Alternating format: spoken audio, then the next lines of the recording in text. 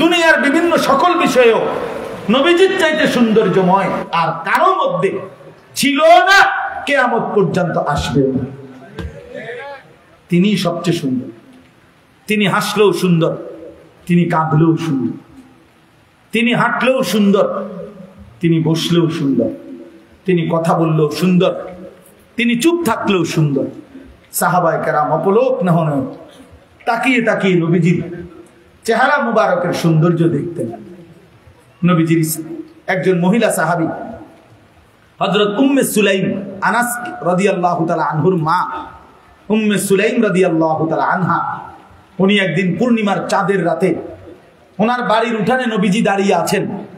এই অবস্থায় পূর্ণিমার চাঁদ একবার নবীজি সাল্লাল্লাহু আলাইহি সাল্লামের চেহারা মুবারক একবার দেখতেছিলেন, একবার উপরে একবার নিচে।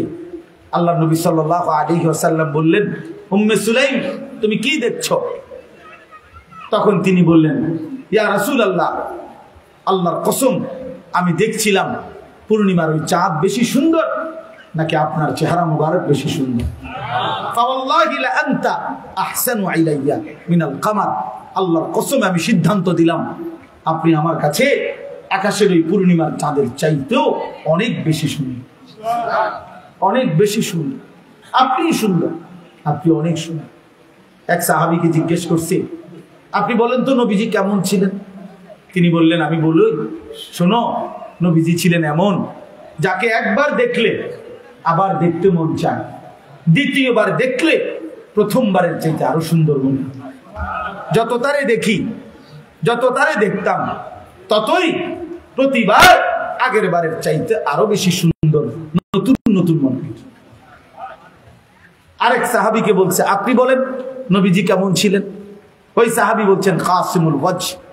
তিনি বলেন, শুনো, নবীজি সাল্লাল্লাহু আলাইহি সাল্লাম এমন ছিলেন যার প্রত্যেকটা অঙ্গ আলাদা আলাদা যদি দেখো তাইলেও সবচেয়ে শ্রেষ্ঠ সুন্দর, আবার সারা দেহ মুবারক একসাথে দেখলেও সবচেয়ে শ্রেষ্ঠ সুন্দর।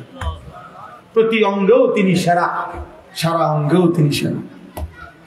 তার চোখও সেরা, নাকও সেরা, তার হাসিও সেরা, তার কান্নাও সেরা, আবার তার পুরা দেহ, পুরা অবয়ব সেটাও সবচেয়ে সুন্দর। এইভাবে বহু হাদিস আছে।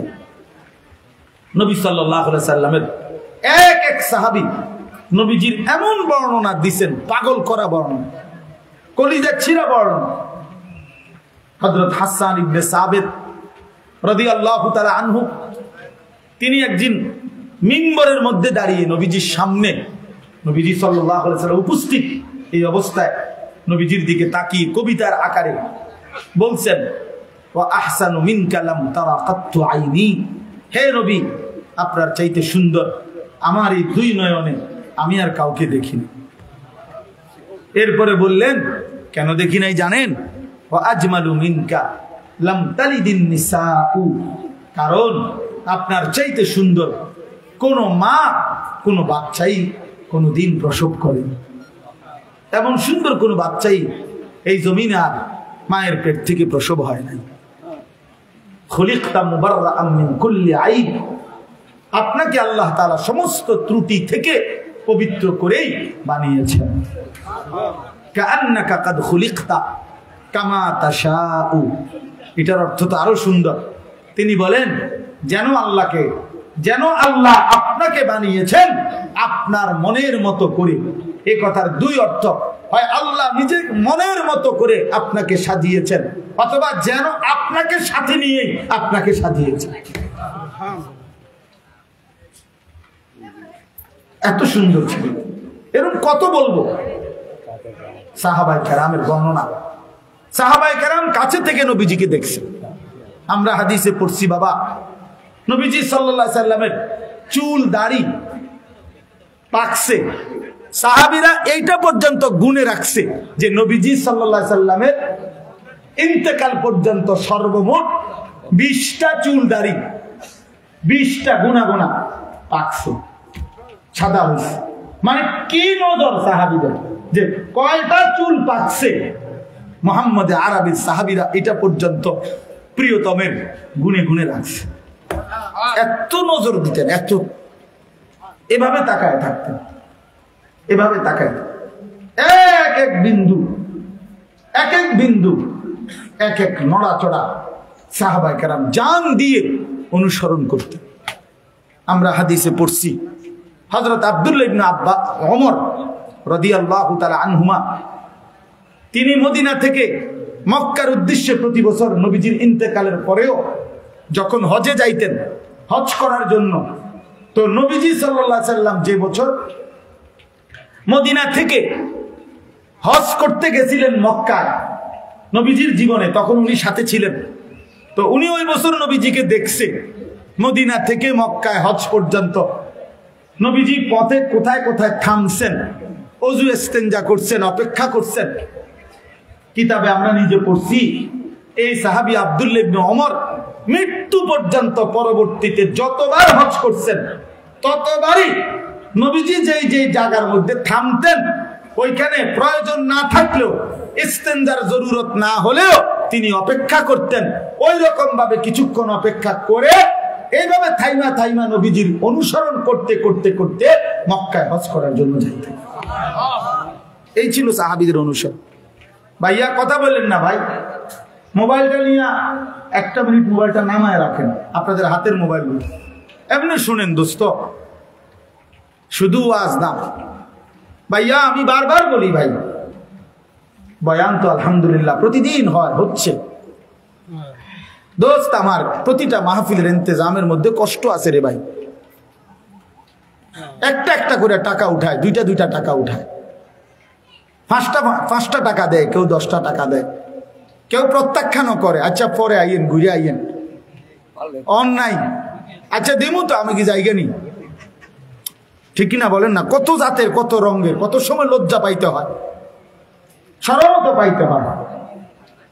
এত কষ্টের আয়োজন, অনেক ঘাম, অনেক মেহনত, অনেক পেরেশানি, অনেক ফিকির, অনেক কিছু মিলাইলে একটা মাহফিল, অনেক কিছু। এর মাকসাদ তো বাপ কলিজার মধ্যে একটু অনুভূতি জাগা। শুধুই কিছু মস্কারি করলাম, ঠাট্টা করলাম, কিছুক্ষণ তামসা করলাম, হই হুল্লুর করলাম, বুট বাদাম খাইলাম, মোবাইলে কয়টা ছবি উঠাইলাম, তাংফাং করলাম, শেষ 2 লাখ টাকা মনে করেন। কিন্তু এই 2 লাখ টাকা তো এক মুঠের 2 লাখ টাকা না, কতশো মানুষের টাকা এটার ভিতরে। ওই মানুষগুলো তো আল্লাহর কথা, আখিরাতের কথার জন্য দিছিলেন। এই জন্য আমি সব সময় এটাকে খুব আমানত মনে করি, খুব ভাবি। এক একটা মাহফিলের পিছনে অসংখ্য মানুষের অনুদান, আন্তরিকতা, ভালোবাসা এটার মধ্যে আছে। এই জন্য এটারে খামখেয়ালি মনে করেন, বুঝতে শিখেন। একটা মাথা আমি সবসময় বলি ভাইয়া, ছেলেদেরকে বলি, যুবক ভাই আপনাদেরকেও, চোখ বন্ধ করলেই ঝড় থামে না দোস্ত আমার। মানে আপনি যদি বলেন আমি চোখ বন্ধ রাখছি, আমি তুফান দেখছি না, ঝড় দেখি নাই আমি, তাই বলে ঝড় থামবে না।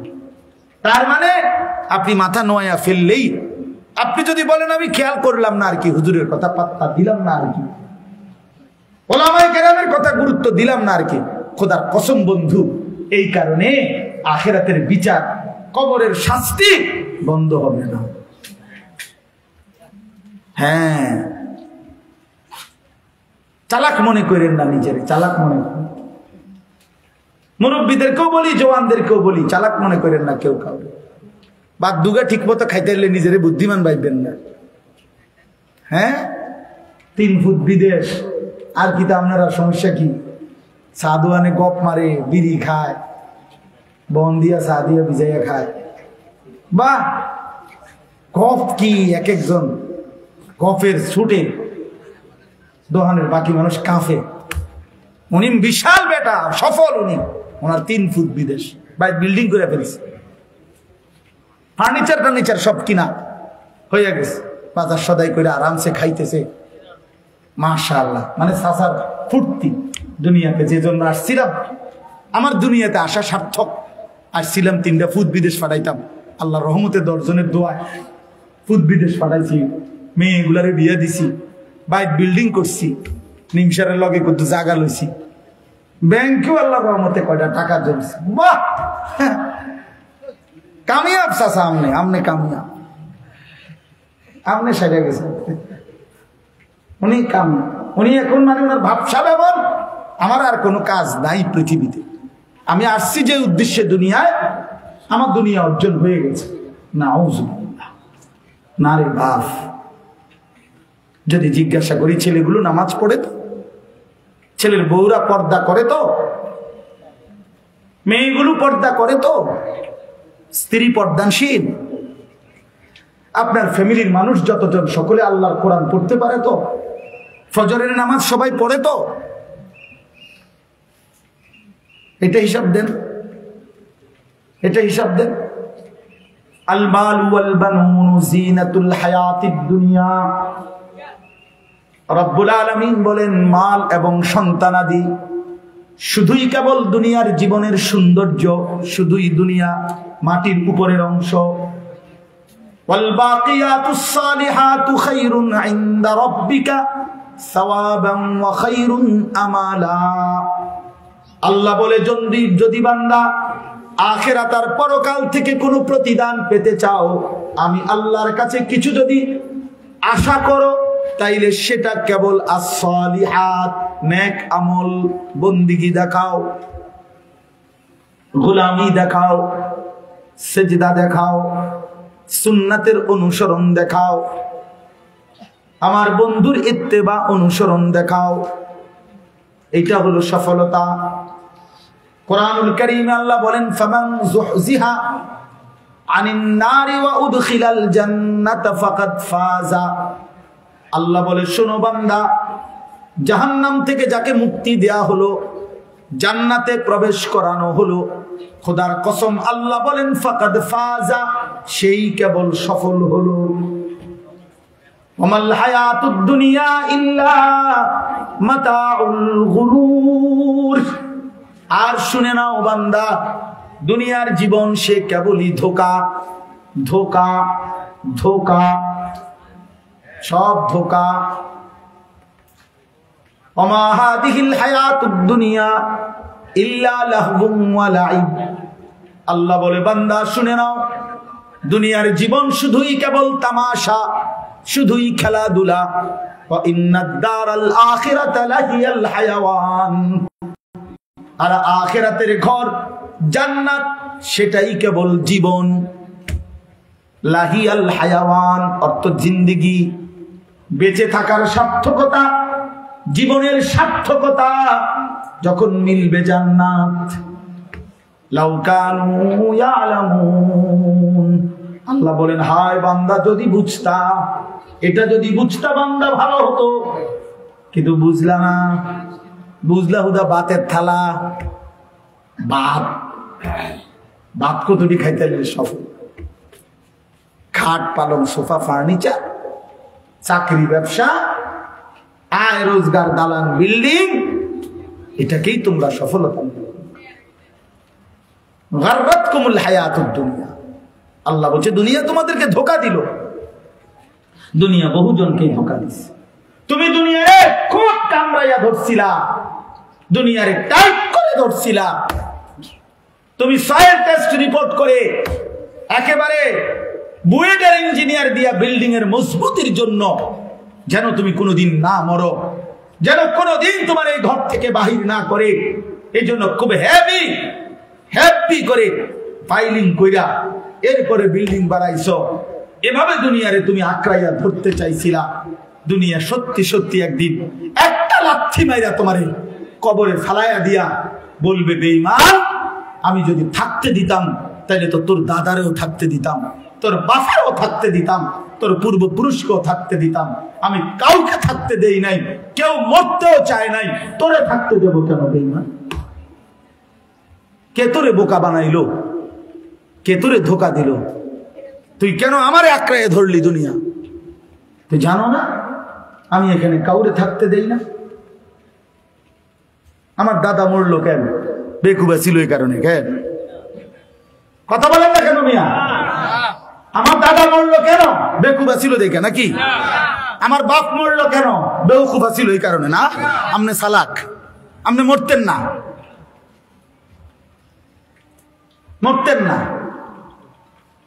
যুবক তোমার জওয়ানি শেষ হইতো না। তুমি কি ভাবছো এ সবসময় শরীর এরকম টান টান সুঠাম মজবুত দেহ থাকবে না, এমন হবে না আর কোনোদিন। ওই বুড়ো মুরব্বী বুড়ো মানুষ, ওই চাচা দাদা, তাদের মতো ঢিল রাডা শরীর আর হবে না। আর অতটুকুরও তো নিশ্চয়তা নাই। কোরআনুল কারীমের মধ্যে আল্লাহ বলছেন, কি সুন্দর আয়াত শুনেন। আল্লাহ বলছে, ওয়া নুকিররু ফিল আরহামি মা নাশাউ ইলা আজালিন মুসাম্মা, আমি মায়ের পেটে একটি নির্দিষ্ট সময় বাচ্চাটাকে রাখি। সুম্মা নুখরিজুকুম তিফলান, অতঃপর শিশু আকারে বাচ্চাটাকে মায়ের পেট থেকে বের করি। সুম্মা লিতাবলুগু আশুদ্দাকুম, অতঃপর ধীরে ধীরে তাকে সুঠাম মজবুত বড় স্বাস্থ্য মানে শরীরের শক্তি দিতে থাকি। আচ্ছা, এখানে এসে আল্লাহ বলতেছে এ দিতে থাকি, সামনের দিকে নিতে থাকি বাচ্চাটাকে। তবে এখানে এসে আবার দুইটা হয়, অমিনকুম মান ইউতাওয়াফা মিন ক্বাবলু, কাউকে কাউকে এই আগাইতে আগাইতেই মৃত্যু দিয়া কবরে নিয়ে যায়। আর অমিনকুম মান ইউরাদ্দু ইলা আরযালিল উমর, আর কাউকে কাউকে চূড়ান্ত বৃদ্ধ একবারে দুর্বল বুড়া পর্যন্ত নিয়ে যায়, কিন্তু সবাইকে না, সমানভাবে না। আমার দাদা বুড়ো হয়েছে দেখা আমি বুড়ো হব তার কোনো নিশ্চয়তা নাই। আল্লাহ বলছে দেখে,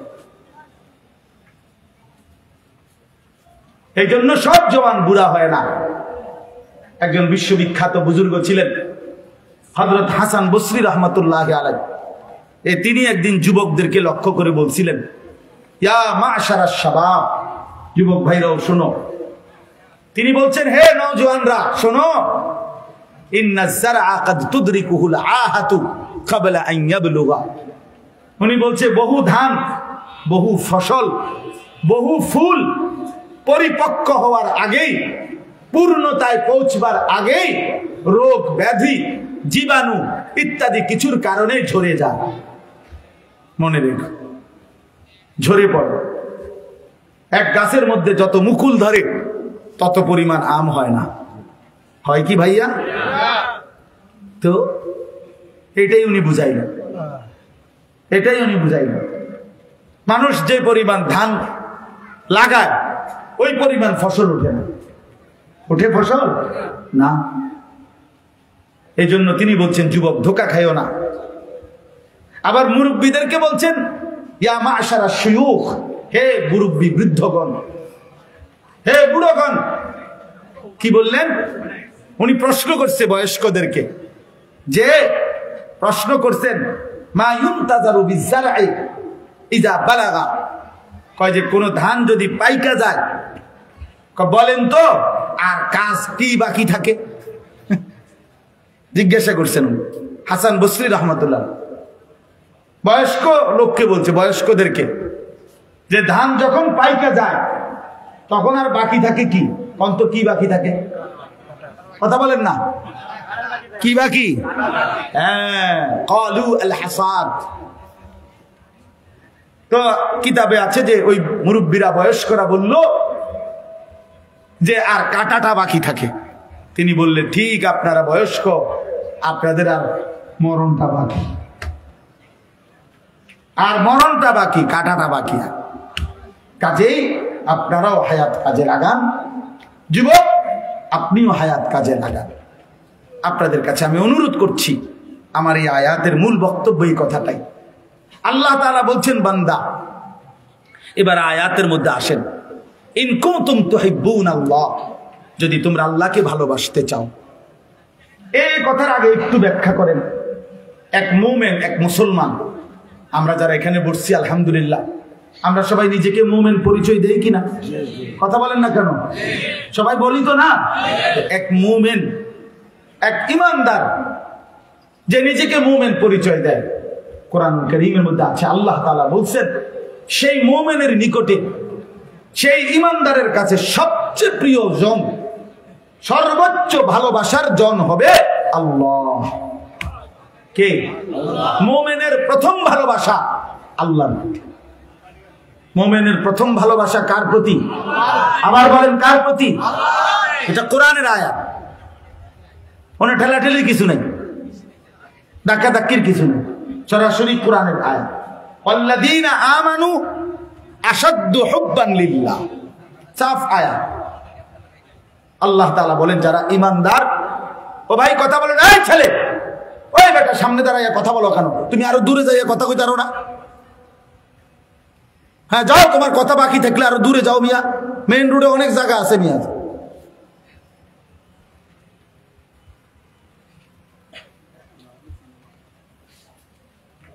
কি আশ্চর্য বিবেকহীন বেটা!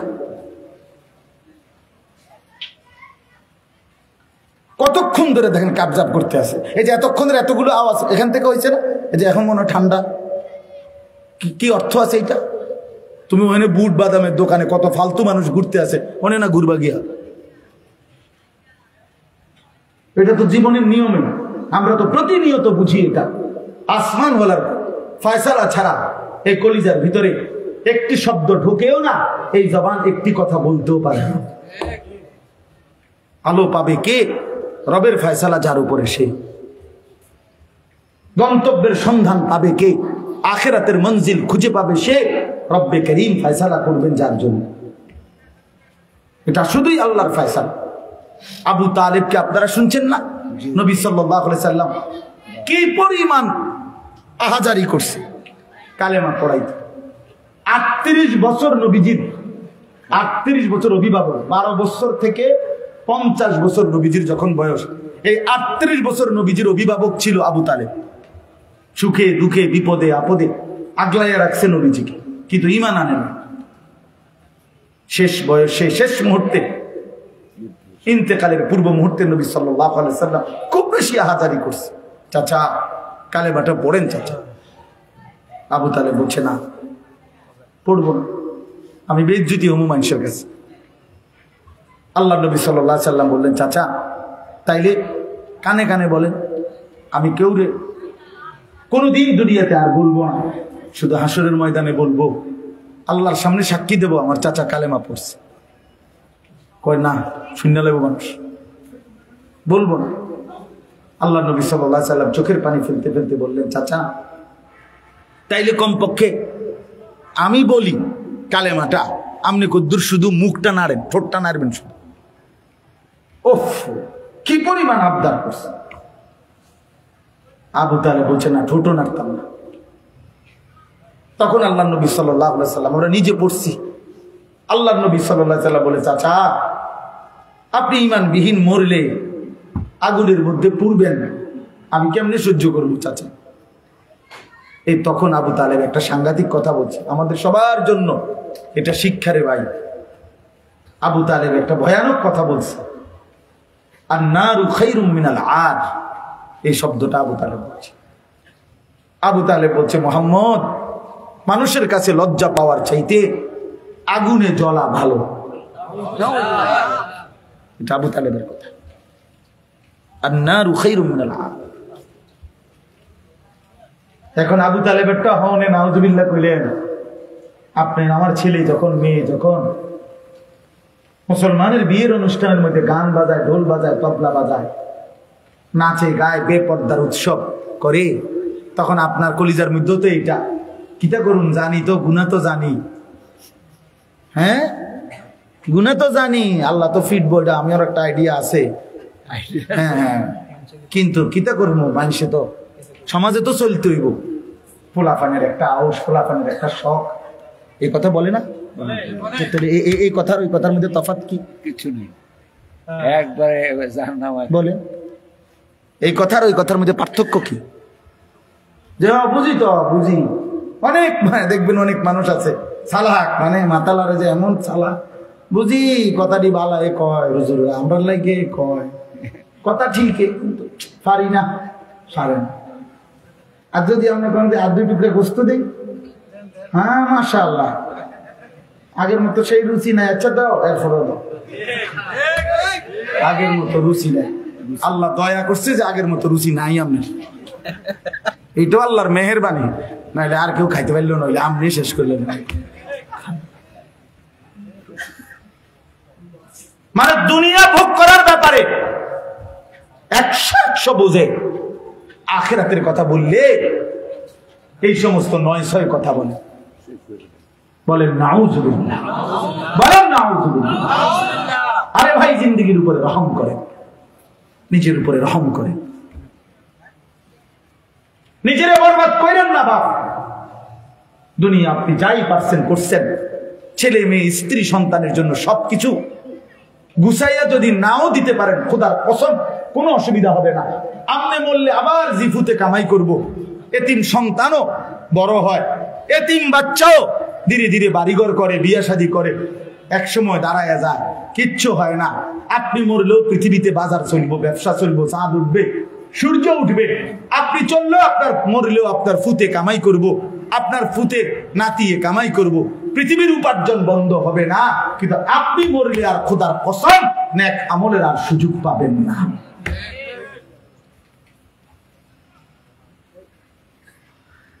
খামখেয়ালি করেন না, খামখেয়ালি করেন,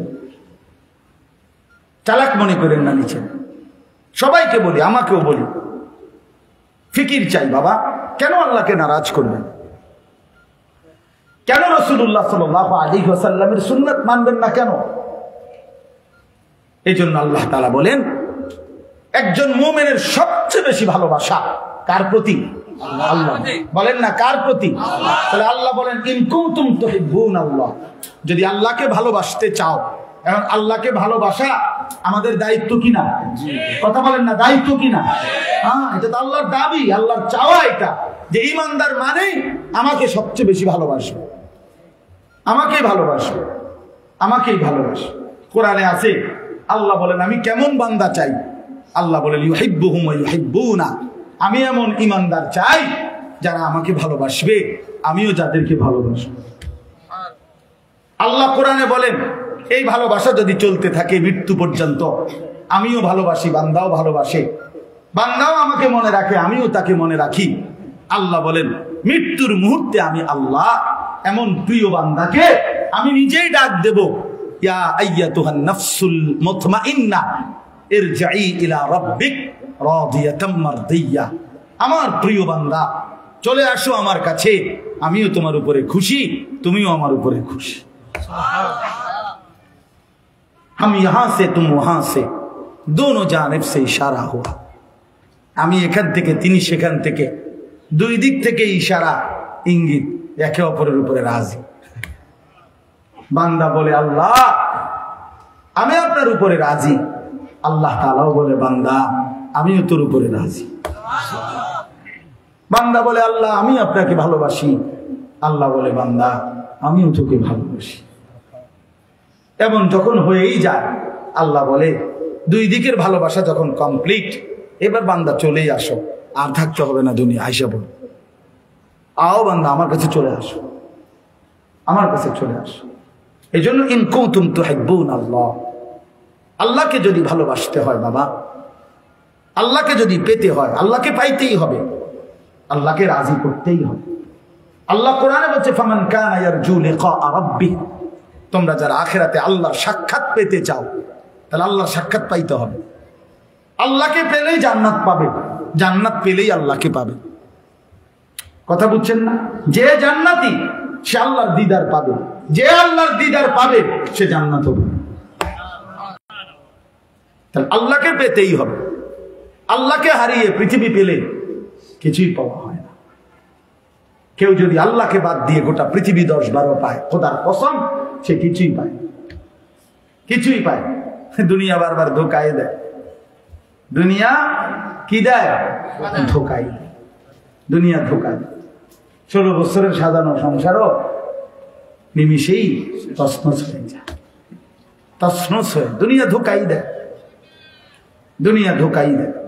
এই জন্য আল্লাহকে যদি পেতে চায়, আর পাইতেই হবে, আল্লাহকে ভালোবাসতেই হবে, আল্লাহকে পাইতেই হবে, আল্লাহর সন্তুষ্টি হাসিল করতেই হবে।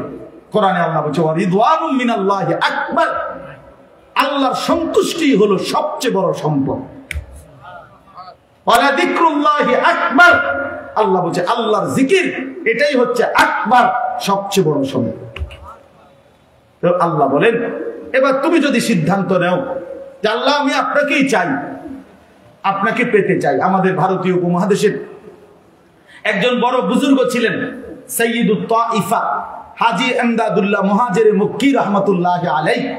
এই ওনার একটা দোয়া আছে, আমরা কিতাবে পড়ছি উর্দুতে।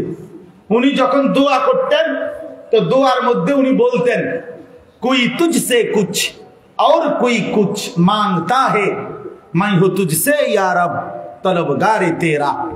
উনি দোয়ার মধ্যে বলতেন, আল্লাহ এই জগতের কতজন আপনার কাছে কত কিছু চায়, কেউ বাড়ি, কেউ গাড়ি, কেউ স্ত্রী, কেউ সন্তান, কেউ কত কিছু চায়।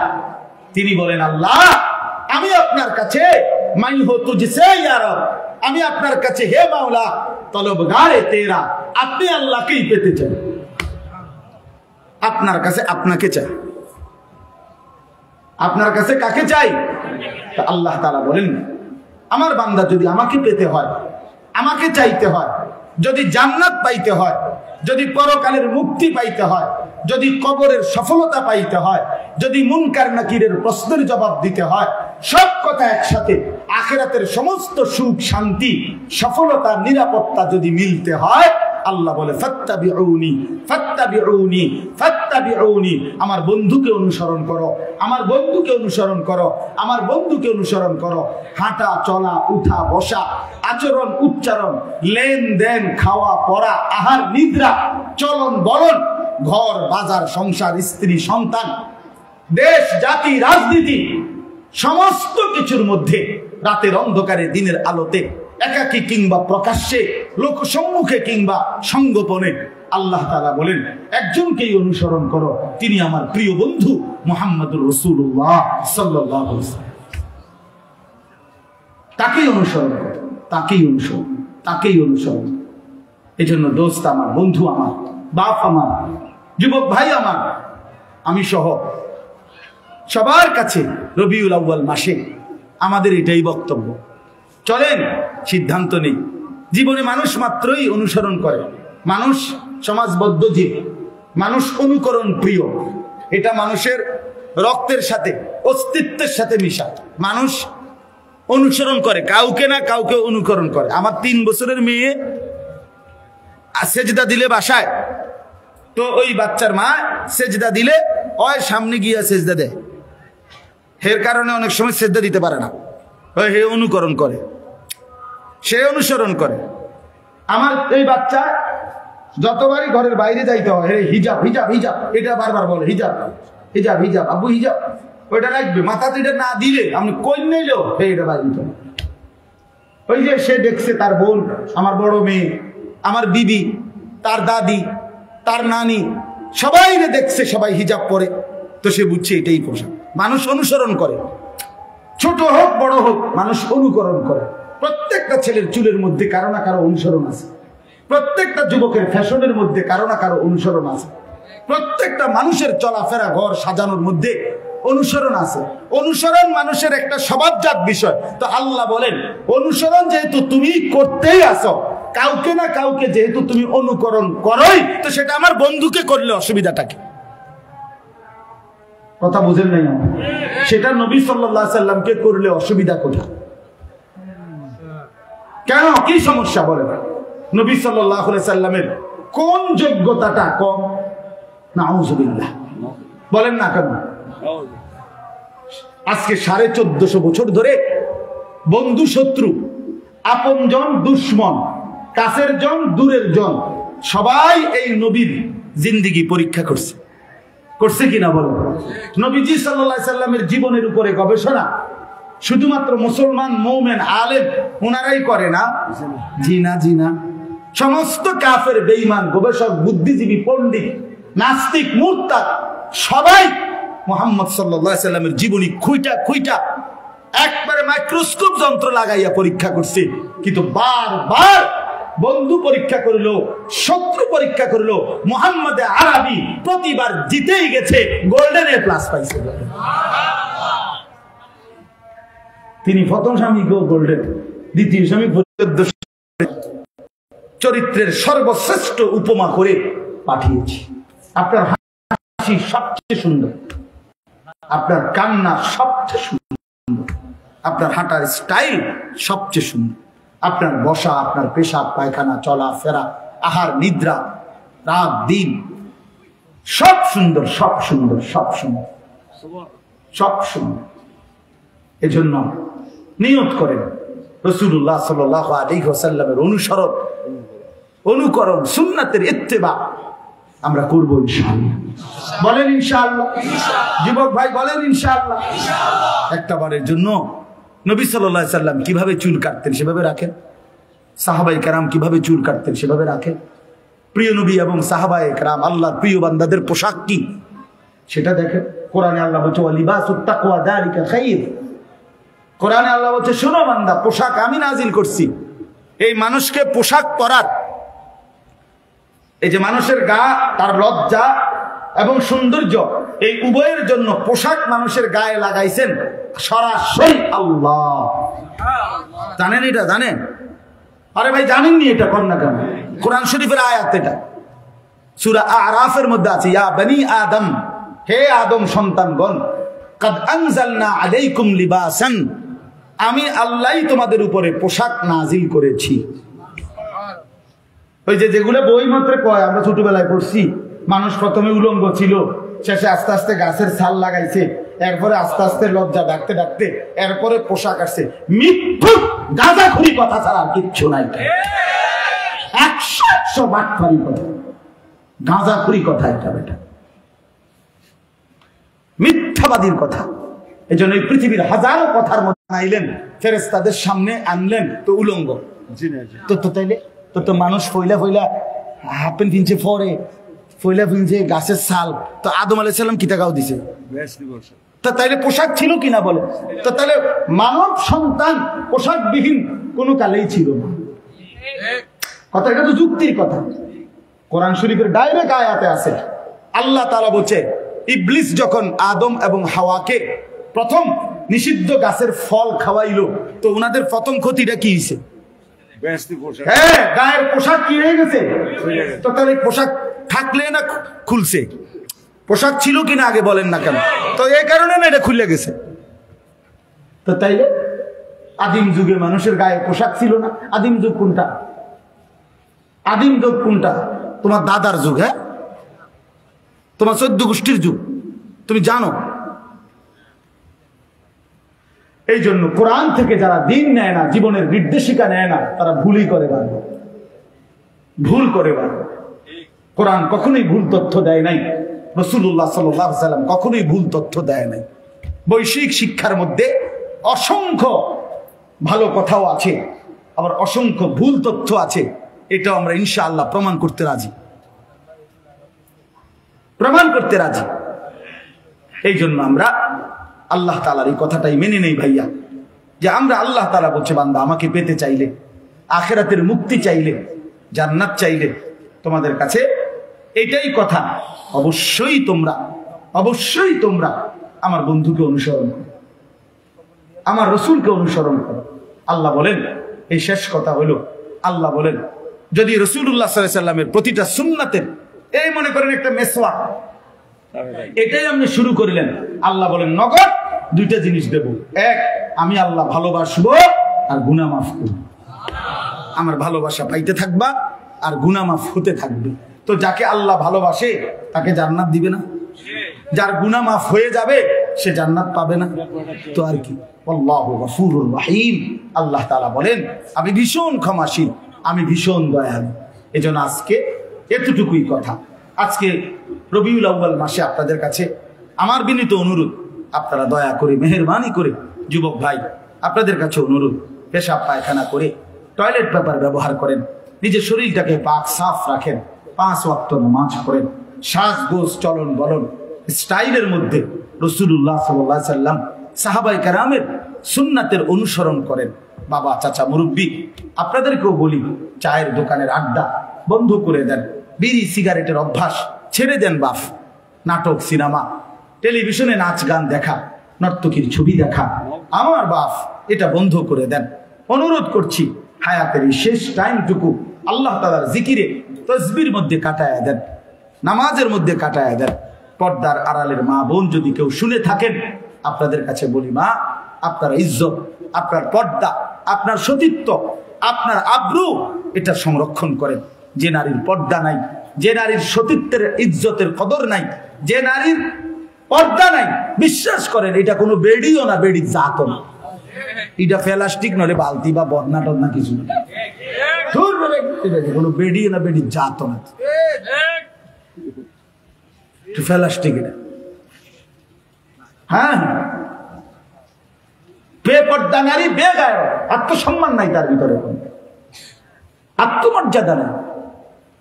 এই জন্য দয়া করে মা বোনদের কাছে অনুরোধ করলাম, নিজের পর্দা, নিজের ইজ্জত, নিজের সতীত্বের কদর করেন, সতীত্বের কদর করেন। আল্লাহ তাআলা আজকের এই মাহফিল কবুল করে নেন। এই জামে মসজিদকে আল্লাহ তাআলা বরকতে বরকতে ভরে দেন। যাদের সহযোগিতা এই মসজিদ হয়েছে, আল্লাহ তাআলা তাদের প্রত্যেককে প্রথম দিন থেকে যারা অংশগ্রহণ করেছে, আল্লাহ সবাইকে কবুল করে নেন। আলহামদুলিল্লাহ। মওলাই করিম আপনি মাফ করে দেন, মেহেরবান মওলা আপনি মাফ করে দেন। আমাদের প্রত্যেককে আপনার বন্ধুর সুন্নাত অনুযায়ী জিন্দেগি গড়বার তৌফিক দান করেন। আগামী জিন্দেগি আমাদের সুন্দর করে দেন, জীবনটা সুন্দর করার তৌফিক দান করেন। আয় আল্লাহ আমাদের সমস্ত কবরবাসীদেরকে মাফ করে দেন। আমিন আমিন। আয় আল্লাহ আজকের এই মাহফিলের সমস্ত ইন্তজামের মধ্যে বরকত দান করেন। আমিন।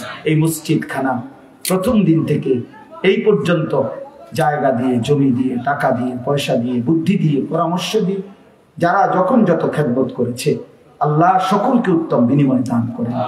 শহরে, বন্দরে, গ্রামে, গঞ্জে, দেশে, বিদেশে, প্রবাসে যে যেখানে আছে মাওলা সহি সালামতে নিরাপদে রাখেন। আমার দেশকে নিরাপদ করে দেন। আল্লাহ ষড়যন্ত্রকারীদের হাত থেকে দেশকে হেফাজত করেন। আল্লাহর কোন জালেম যেন আমাদের উপরে আর কোনদিন না চাপে মাওলা। আল্লাহ আমাদেরকে আদেল ইনসাফগার শাসক দান করেন, ইনসাফগার শাসক দান করেন। আমিন। আমরা আর যেন জুলুমের শিকার না হই। আমাদের বংশধর, আমাদের জেনারেশন যেন আর কোনদিন কারো দ্বারা মজলুম না হয়। আমিন। আল্লাহ আমার দেশের ঈমান ইসলামের সার্বিক নিরাপত্তা দান করেন। আমিন। আল্লাহ আজকের মাহফিল আপনি কবুল করে নেন। আমিন। বাকিটুকু আয়োজনও আল্লাহ আপনি বরকত দান করেন।